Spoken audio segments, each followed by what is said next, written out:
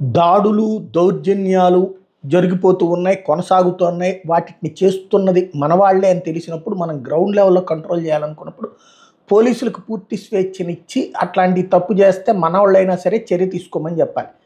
అలా కాకుండా జరిగిపోతూనే ఉన్నాయి. పోలీసులు కూడా ప్రేక్షక పాత్ర పోషిస్తున్నారు. చివరికి ఆళ్ళని చంపకుండా వదిలేయండి చాలు అని బతిమిలాడేటటువంటి దశకి పోలీస్ యంత్రాంగం చేరినటువంటి అంశం ఆళ్ళగడ్డ లాంటి ఇష్యూస్‌లో చూసాం.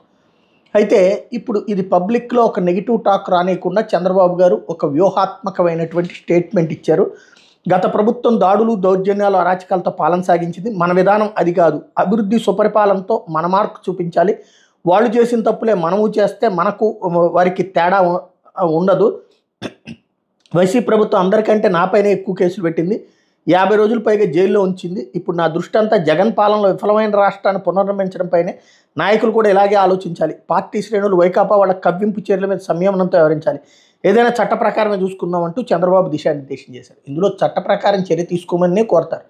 ఈవెన్ గతంలో చట్ట ప్రకారం వైఎస్ఆర్ కాంగ్రెస్ పార్టీ వాళ్ళు చర్య తీసుకుంటుంటేనే అది కక్ష సాధింపు అన్నటువంటి పాయింట్. పోలీస్ కేసులు పెట్టారు అన్నట్టు ఈవెన్ బాబు గారి మీదనైనా సరే. అదే సందర్భంలో దాడులు, ఆనాడు అక్కడక్కడ జరిగినటువంటి దాడులే రాష్ట్రం అల్లకల్లోలం అయిపోతుంది. ఇప్పుడు రెగ్యులర్గా జరుగుతున్నటువంటి అంశాలకు సంబంధించి ఇష్యూ. కాబట్టి చంద్రబాబు గారు ఏంటంటే ఇప్పుడు ఒక్కసారిగా ప్రతి ఒక్కళ్ళకి ఫోన్లు చేసి మీరందరూ ఏం చేయడానికి వీల్లేదని చెప్పడం కుదరదు.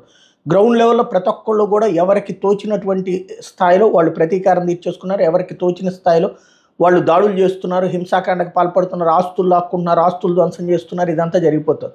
దానికి ముందు కాస్త కంట్రోల్ చేసే ప్రయత్నం చేస్తున్నారు. కానీ రావణ కాష్టం రగిలాక ఆపడం అన్నటువంటిది ఏ మేరకు సాధ్యమో చూడాలి.